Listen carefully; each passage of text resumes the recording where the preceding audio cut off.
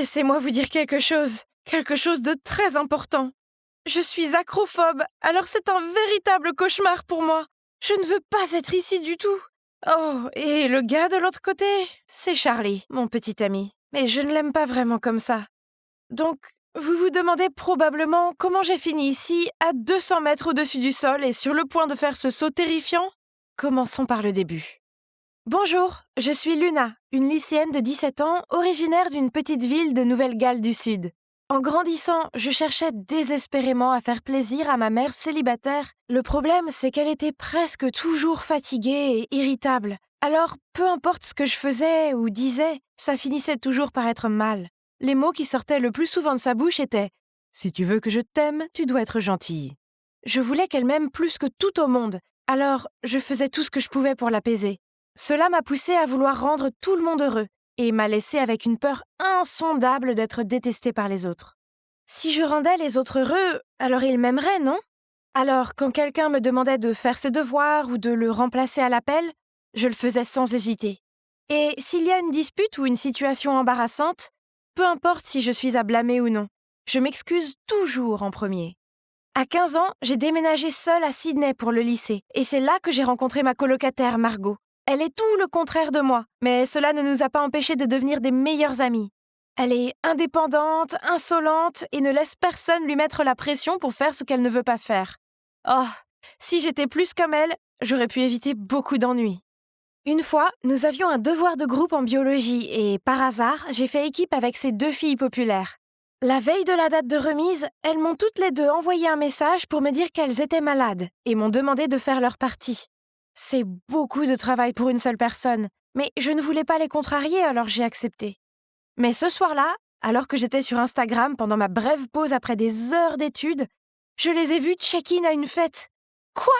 Donc elles m'ont menti pour pouvoir sortir et s'amuser et m'ont laissée seule à la maison pour faire leurs devoirs?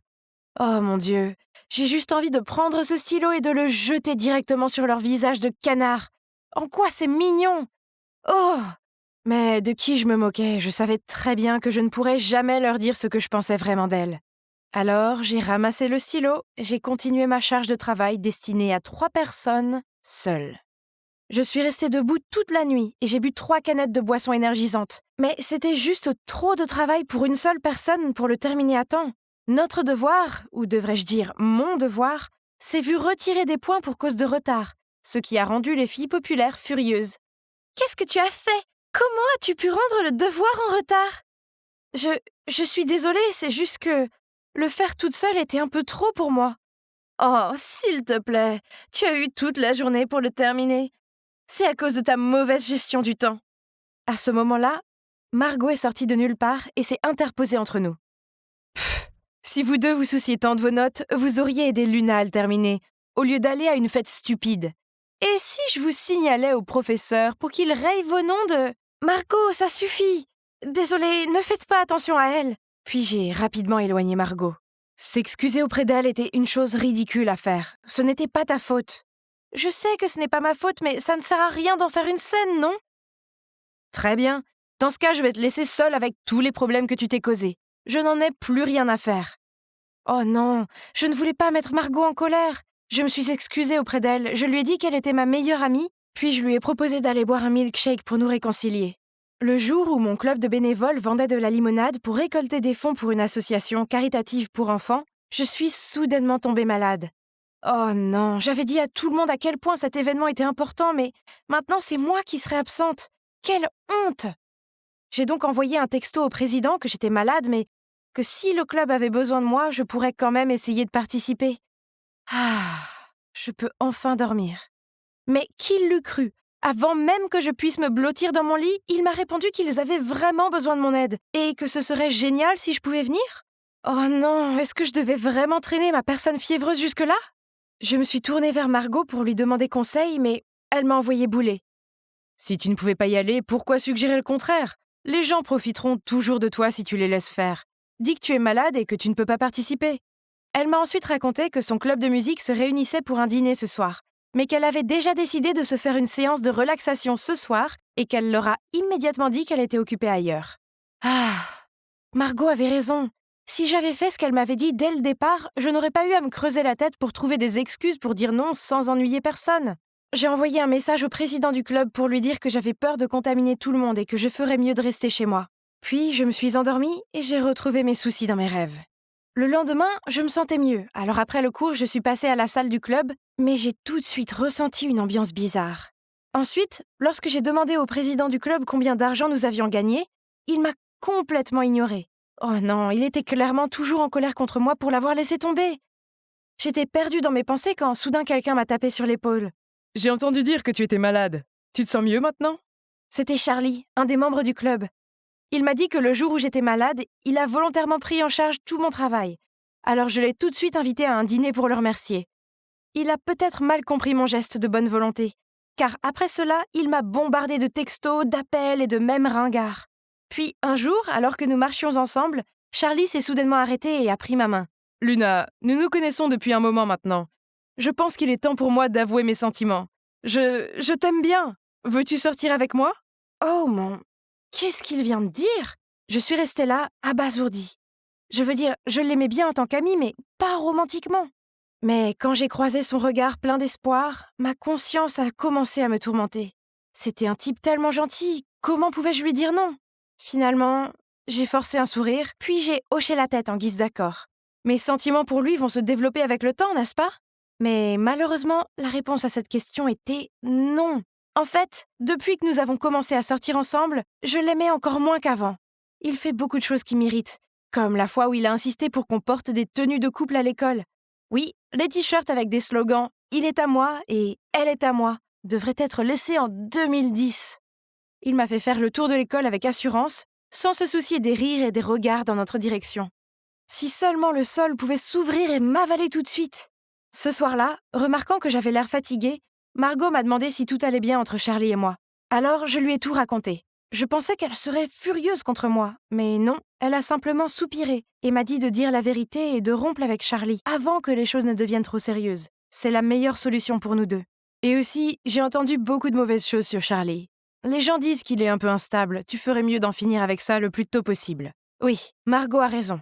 La prochaine fois que je verrai Charlie, je mettrai fin à tout ça une fois pour toutes. Je n'ai pas eu à attendre longtemps, car ce dimanche après-midi, Charlie est venu me chercher pour notre rendez-vous. Il m'a dit qu'il avait une surprise pour moi et que j'allais l'adorer. D'accord, on dirait qu'il s'est donné beaucoup de mal. Alors, il valait mieux que je ne rompe pas avec lui avant le retour à la maison. On y est presque. En entendant ce que Charlie a dit, j'ai regardé par la fenêtre et... Oh mon Dieu! C'est un endroit pour faire du saut à l'élastique! Donc, pour faire court, je suis là, à 200 mètres du sol, mes jambes tremblent comme une feuille et mon cœur bat la chamade. J'étais sur le point de pleurer de peur quand soudain j'ai entendu une musique romantique derrière moi. Je me suis retournée et j'ai vu Charlie poser un genou à terre.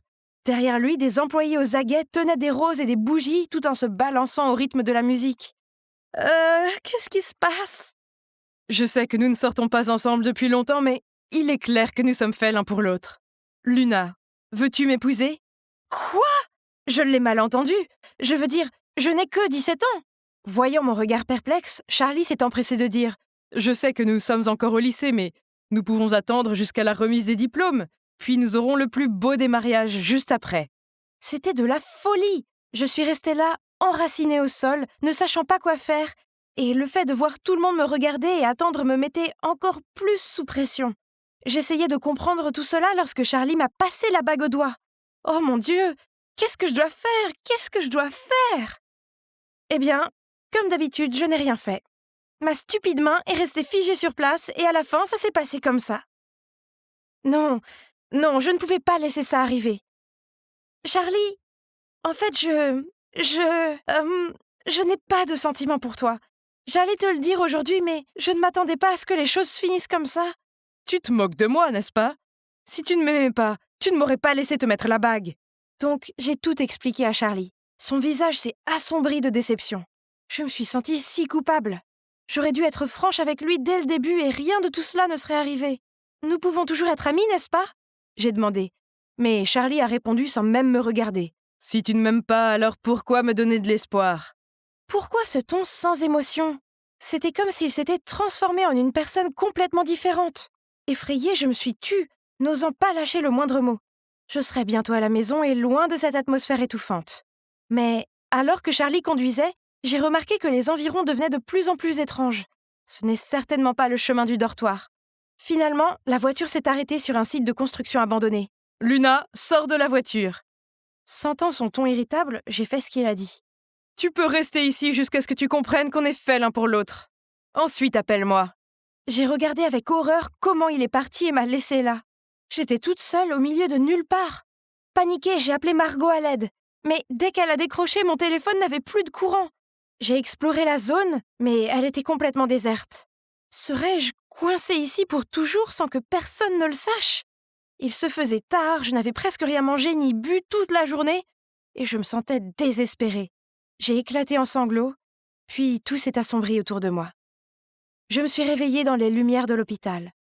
Margot a sauté pour me faire un câlin, puis m'a expliqué ce qui s'était passé.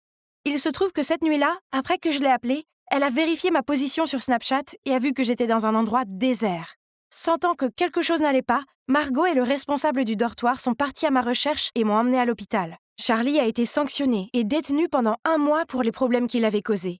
Après cette horrible expérience, j'ai beaucoup parlé avec Margot. Elle m'a réconfortée, encouragée et m'a dit qu'il semblait que mon désir de plaire aux autres provenait d'un traumatisme d'enfance. Ce sont peut-être les paroles de ma mère. Si tu veux que je t'aime, il faut que tu sois gentille. Qui ont créé le caractère que j'ai maintenant. Je ne pouvais pas continuer à laisser le passé me détruire. Alors, cet été-là, quand je suis retournée chez moi pour voir ma mère, nous avons exprimé nos sentiments et affronté nos problèmes. J'ai enfin compris qu'être gentil avec les gens n'était pas une mauvaise chose, mais qu'accepter des choses juste pour ne pas décevoir les gens n'est pas du tout la bonne chose à faire. Avec l'aide de Margot, j'apprends pas à pas à dire non aux choses que je ne veux pas faire. Parce que la vie est bien trop courte pour dire oui à tout. Vous ne trouvez pas ?